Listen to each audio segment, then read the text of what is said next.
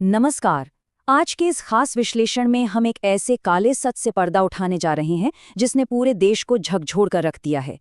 हम बात कर रहे हैं नीट यूजी 2026 पेपर लीक मामले की। ये कोई मामूली धांधली नहीं है। ये एक बेहद शातिर, संगठित और खतरनाक सिंडिकेट की कहानी है जिसने देश के सबसे कड़े सुरक्षा घेरे को भी चकमा दे दिया। आज हम उन बारीक सुराखों की पड़ताल करेंगे जो जांच एजेंसियों के हाथ लगे हैं। हम इस पूरे जाल को डिकोड करेंगे और समझेंगे कि आखिर इस बड़ी साजिश की शुरुआत हुई कहां से। तो सबसे पहला और सबसे सीधा सवाल यही है, भारत की सबसे बड़ी और सबसे सुरक्षित मानी जाने वाली मेडिकल प्रवेश परीक्षा में आखिर सेंध लगी तो लगी कैसे? जरा सोचिए, जिस परीक्षा की पारदर्शिता पर देश के लाखों छात्रों का भविष्य टिका हो, उसे इस स्तर पर कैसे हैक कर लिया गया? और सच कहूं तो ये कोई रातों रात किया गया काम नहीं था। ये अंदरूनी लोगों, लालची बिचौलियों और कोचिंग माफियाओं का एक बहुत ही सुनियोजित गठजोड़ था। आइए इस पूरे खेल को करीब से समझते हैं। सामने स्क्रीन पर दिख रहा ये आंकड़ा कोई मामूली रकम नहीं है। 28 लाख रुपए। जी हाँ, ये वो अधिकतम कीमत है जो नागपुर के एक बेहद हताश छात्र ने इस लीक हुए पेपर को हासिल करने के लिए चुकाई थी। जांच में एक चौंकाने वाली बात सामने आई है कि इस सिंडिकेट ने अलग अलग लोगों से 30,000 रुपए से लेकर 28 लाख रुपए तक वसूले हैं। मतलब हम सहज ही अंदाजा लगा सकते हैं कि मेडिकल सीट पाने की चाहत और हताशा का किस बेशर्मी से व्यापार किया गया है। ठीक है, आइए इसमें गहराई से उतरते हैं। परीक्षा से कुछ दिन पहले ही छात्रों के बीच एक गैस पेपर तेजी से वायरल हो रहा था। अब आमतौर पर ऐसे गैस पेपर तो कोचिंग वाले बनाते ही हैं, राइट? लेकिन असली बम तो तब फूटा जब 3 मई को असली परीक्षा हुई। जांचकर्ताओं के तो होश ही उड़ गए जब उन्होंने देखा कि उस कथित गैस पेपर में मौजूद बायोलॉजी के पूरे 90 के 90 प्रश्न और केमिस्ट्री के 45 के 45 प्रश्न असली नीट के सेट 12 प्रश्न पत्र की बिल्कुल कार्बन कॉपी थे। यहाँ तक कि सवालों का क्रम और कॉमा तक अपनी जगह से नहीं हिला था। कोई शक नहीं, ये कोई अनुमान नहीं था, ये 100% असली पेपर था। अब जरा इस नक्शे पर गौर करते हैं कि ये पेपर किन किन रास्तों से होकर गुजरा। जांच में एक पूरा का पूरा अंतर्राज्यीय नेटवर्क सामने आया है। ये सुराग शुरू होता है महाराष्ट्र के पुणे से, जहां इस पूरे खेल का मास्टरमाइंड बैठा था। वहां से ये पेपर पहुंचा नासिक और फिर नासिक से इसे भेजा गया सीधा गुरुग्राम के एक बिचौलिए के पास।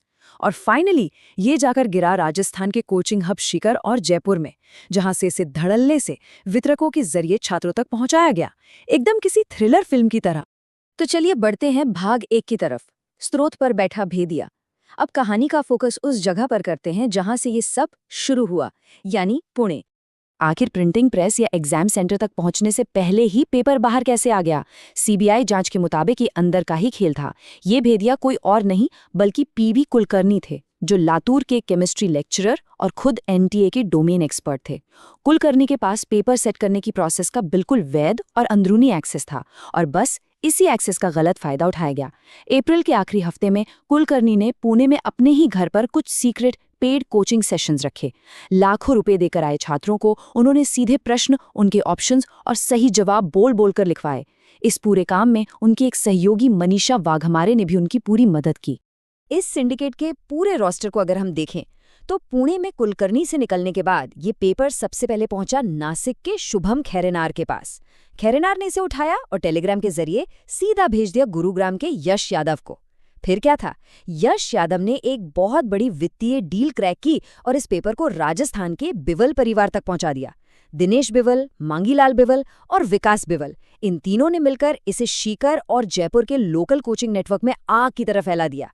हर एक छात्र से 10 से 12 लाख रुपए मांगे गए, और तो और गारंटी के तौर पर उनके 10वीं और 12वीं के ओरिजिनल सर्टिफिकेट तक गिरवी रखवा लिए गए।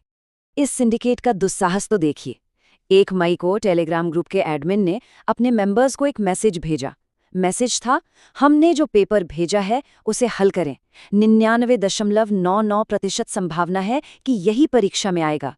ये सीधा सीधा ओवर कॉन्फिडेंस दिखाता है। उन्हें पूरा यकीन था, बल्कि 100% पता था कि उनका लीक किया हुआ पेपर ही असली परीक्षा में छपने वाला है। अब इस डिजिटल फुटप्रिंट में जो बात सबसे ज्यादा दिलचस्प है वो ये है कि आज के इस डिजिटल युग में अपराधी कितने भी शातिर क्यों ना हो, पीछे कुछ न कुछ सुराग छोड़ ही जाते हैं। ये सारा का सारा खेल प्राइवेट माफिया नाम के एक सीक्रेट टेलीग्राम ग्रुप पर चल रहा था। इस ग्रुप में 402 सदस्य थे। 1 मई को रात 11:38 पर ग्रुप में नीट यूजी सेट 12.pdf नाम की एक फाइल अपलोड होती है। ये फाइल एक पासवर्ड से लॉक्ड थी, और वो पासवर्ड था लीक माफिया @9466, नाम में ही माफिया। जब सीबीआई और फोरेंसिक एक्सपर्ट्स ने टेलीग्राम वाली उस पीडीएफ का असली सेट 12 पेपर से मिलान किया तो नतीजे बिल्कुल शीशे की तरह साफ थे। फिजिक्स का एक प्रश्न था जिसमें वेलोसिटी टाइम ग्राफ दिया गया था, वो दोनों जगह 100% सेम था। सिर्फ डेटा नहीं बल्कि उस ग्राफ का लेआउट तक एकदम हूबहू था। इसी तरह ट्रायंगुलर प्रिज्म एबीसी वाला एक सवाल और एक कॉम्प्लेक्स सर्किट डायग्राम भी पीडीएफ और ऑफिशियल टेस्ट बुकलेट में बिल्कुल डिक्टो छपे थे। बस यहीं से इस डिजिटल लीक की 100% फोरेंसिक पुष्टि हो गई। अब आते हैं भाग 2 पर, सीकर में नेटवर्क का भंडाफोड़। इतने कड़े पहरे और सीक्रेट तरीकों के बावजूद आखिर इस सिंडिकेट की पोल कैसे खुली? लालच। पर्दे के पीछे चल रहा ये करोड़ों का खेल तब अचानक सबके सामने आ गया जब सीकर के एक काउंसलिंग एजेंट ने थोड़े से लालच में आकर मात्र 30,000 रुपए में ये पेपर केरल में पढ़ रहे एक मेडिकल छात्र को बेच दिया। अब परीक्षा से ठीक एक दिन पहले उस छात्र ने ये पेपर सीकर में ही एक पीजी चलाने वाले अपने पिता को व्हाट्सएप पर फॉरवर्ड कर दिया और कहा कि इसे अपने हॉस्टल की लड़कियों को दे दें क्योंकि कल यही परीक्षा में आने वाला है। पिता ने बिना कुछ ज्यादा सोचे समझे बड़ा कैजुअली वो पेपर पूरे हॉस्टल में बांट दिया। जाहिर है परीक्षा के बाद जब मिलान किया गया तो पूरे के पूरे सवाल वही निकले और बस यहीं से इस पूरे राज की भनक पुलिस और जांच एजेंसियों के कानों तक पहुंच गई। और ये बात बहुत ही शानदार तरीके से दर्शाती है कि घटनाक्रम आखिर कितनी तेजी से आगे बढ़ा। जरा इस टाइमलाइन को देखिए। 1 मई को पेपर टेलीग्राम पर अपलोड होता है, 3 मई को परीक्षा होती है, परीक्षा के तुरंत बाद लीक की खबरें उड़ने लगती हैं और 8 मई तक राजस्थान एसओजी एक्शन में आ जाती है और संदिग्धों को पकड़ लेती है। फिर 14 मई को सीबीआई एंट्री लेती है और देश भर से प्रमुख ऑपरेटरों की गिरफ्तारी हो जाती है और फाइनली सरकार को पुरानी परीक्षा रद्द करके 21 जून के लिए एक नई परीक्षा यानी री एग्जाम शेड्यूल करना पड़ता है।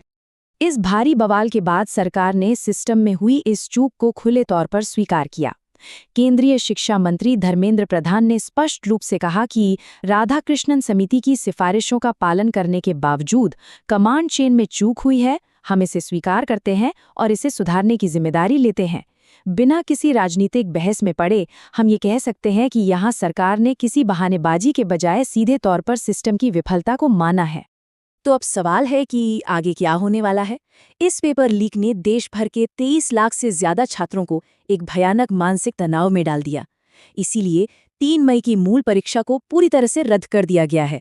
नई परीक्षा 21 जून 2026 के लिए शेड्यूल की गई है। इसके एडमिट कार्ड 14 जून तक उपलब्ध हो जाएंगे। लेकिन जो सबसे बड़ा सुधार सामने आ रहा है वो ये है कि आगे से इस तरह के लीक को रोकने के लिए शिक्षा मंत्रालय अगले साल से इस परीक्षा को पेन एंड पेपर मोड से हटाकर पूरी तरह से कंप्यूटर बेस्ड टेस्टिंग यानी सीबीटी में शिफ्ट करने की योजना बना रहा है। सिस्टम को फूल प्रूफ बनाने की कोशिशें जरूर हो रही हैं, लेकिन अंत में एक बहुत ही बड़ा और अहम सवाल हम सबके सामने खड़ा है। क्या सिर्फ कंप्यूटर आधारित परीक्षा में शिफ्ट हो जाना इस शातिर शिक्षा माफिया को हमेशा के लिए मात देने के लिए काफी होगा, या फिर ये सिंडिकेट तकनीक का इस्तेमाल करके सेंधमारी का कोई नया और भी हाईटेक रास्ता निकाल लेगा?